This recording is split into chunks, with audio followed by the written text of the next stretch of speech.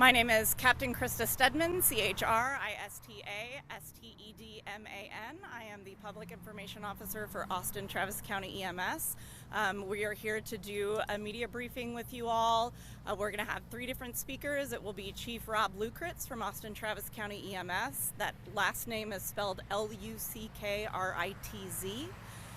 It will be Chief Thayer Smith, SMITH, from the Austin Fire Department, and Dr. Peter DeYoung, who is the Chief Medical Officer for St. David's North Austin. And I will turn it over to Chief Lukritz to start us off. Good afternoon. At 5:38 p.m. this evening, Austin Travis County EMS, as well as the Austin Fire Department and the Austin Police Department, received a 911 call reporting a vehicle that had crashed into the emergency room at St. David's North Austin. Upon arrival of units, a level 4 mass casualty incident was declared, which indicates that there may have been upwards of 10 patients on the scene of the incident. Multiple units responded from across the city of Austin and surrounding areas. On arrival, we discovered 5 patients on the scene.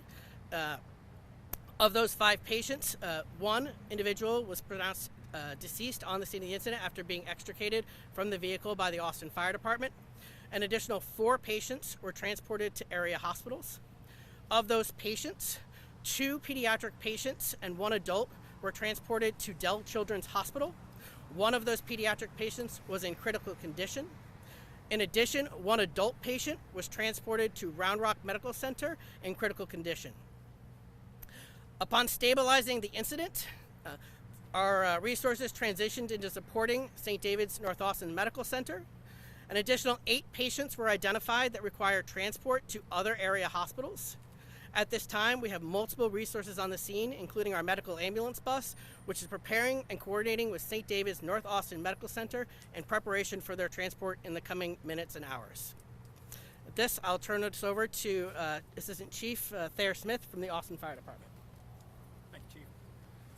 Austin Fire Department units initially arrived and began an assessment of the scene. They did initial triage of the patients that were involved. They also did extrication of the vehicle and started with the hospital staff with CPR on that patient. That's a patient referred to that was ultimately pronounced deceased on the scene in the hospital ER. From that point, we just assisted with the operation to identify patients, continue the triage, and support the other agencies as needed. I'm just going to step in real quickly before Dr. DeYoung speaks.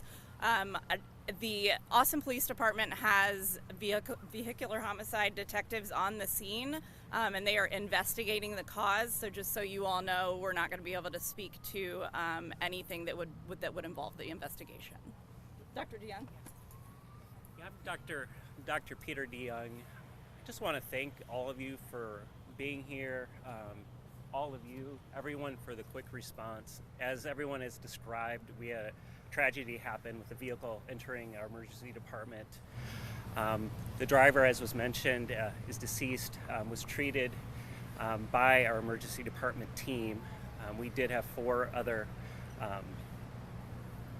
people that were in the lobby that have been transferred to other facilities, and another that was treated here. Obviously, this is a big deal. We have 8 patients that are queued up to go to other facilities just so that we can better regroup. We are so thankful that the building itself appears to be in good condition, and there's been no impact to operations outside of the emergency department at all. The emergency department right now is closed to ambulances, EMS. We would be able to handle walk-ins.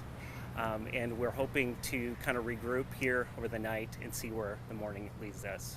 But just thank you, everybody, for your support. Okay, we can take some questions. Just to confirm, the driver was the one that did end up passing away after the efforts of CPR? That is something that's going to have to be determined by the police department in their investigation. He did just say that, though, so it's reportable in terms of, he just said it was the driver that was the one that was deceased. Thoughts? It was just said that the driver was the one that was deceased. So we're just confirming that because it was just said. Yes. Yeah. Okay. Thank you. I have a question for the doctor. If maybe you could just talk on more subjectively about seeing all these, you work at a hospital to see all these first responders come together to tackle this, how that just feels.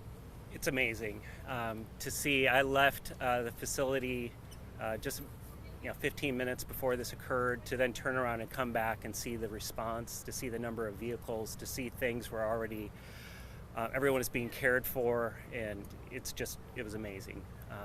To have it under this circumstance obviously is tragic. You've got folks behind you, trying to tell first responders that they're having an emergency and need to get in. For people that are showing up here and need help, walk us through what is going to be available, what you all are going to provide. Yes. Right now we're setting up an alternate kind of entrance triage area where the ambulance bay is for us to treat patients there. We are in the process of sending patients away so we can better manage that.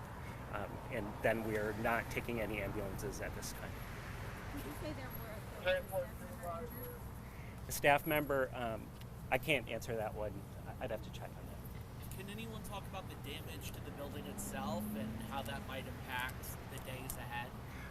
There is damage to the outside, to the doors of the building. There was an aquarium inside. If there's any pictures that are out there of water, that was due to the aquarium. We feel very fortunate at this point. The preliminary report is that the facility is in good condition. Anybody else? How many people were hurt?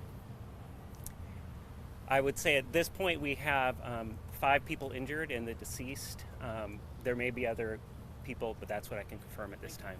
And so just to be really clear, when you say those 5 people, those were the ones involved in this incident in particular. The 8 others are people that were being treated for different things. Absolutely, Thank you. that is correct. And of those 5, one is deceased. Yes. One is deceased, So 4 5, injured, one is No, deceased. they were 5 injured. 5 injured, one deceased. Yes. Got it. Thank you. Thank you. one more time? One more time. Yes, there is one patient that is deceased, 5 injured. 4 were sent to other facilities. And the other 8 that you guys were describing was? The other 8 patients have been sent to other facilities. They were already being cared for at our facility. So they're being moved just to allow us to decompress the emergency department. But they weren't hurt because of this? Correct.